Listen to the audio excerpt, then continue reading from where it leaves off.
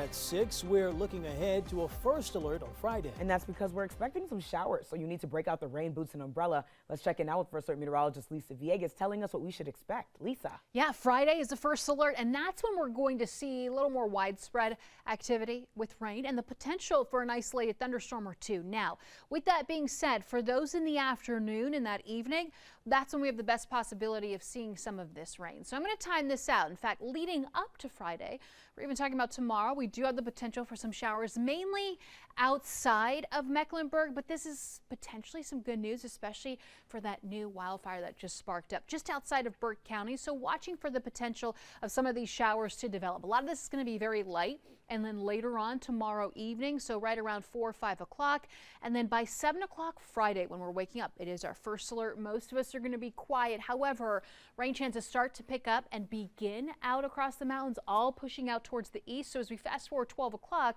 now it looks like we could start to see some light, maybe even some heavy downpours impacting us when it comes to the mountains and over into the foothills as well. So good news when it comes to that wildfire. Obviously, fast forwarding 5 o'clock in the evening, better shot for some of this rain impacting us right along I-77 across Charlotte. So watching for this, and like I said, can't rule out an isolated thunderstorm associated with this line. Cold front's pushing through, and with that cold front, we do quickly clear out Friday evening into the weekend, but we are left with the wind speeds, and the wind speeds begin to pick up as early as Friday. So that afternoon could see these gusts exceeding 20 miles an hour. So on top of the rain, which is some good news, we do have the wind speeds again. So that's what I want to watch out for Friday. Now, as we enter the weekend, we dry out.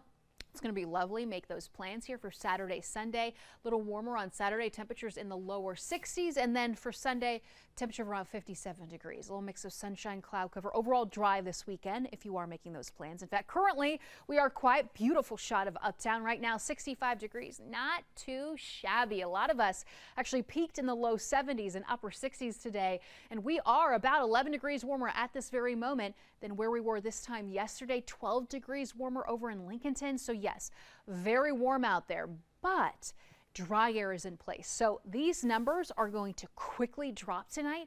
So by the time you head out the door tomorrow morning, it's going to be chilly. Temperatures are going to be in the mid upper 30s for most of us here, lower 30s up across our mountain communities. And then by tomorrow afternoon, we'll do it again. We'll rise into the low 60s, a little cooler, yes, but still above normal here. And we've got those low 60s stretching all the way through Monroe, mid 60s down across the southeast. Now, here's a look at your 7-day forecast. Obviously, we're getting ready for our first alert on Friday. Rain chances passing through, maybe some thunderstorms as well. We'll walk you through that on the day. Now, this weekend, beautiful, clearing out. And next week, this is pretty big news. We've got 70s on the board Monday and Tuesday with overnight lows now in the 40s. And that is a look at what we can expect.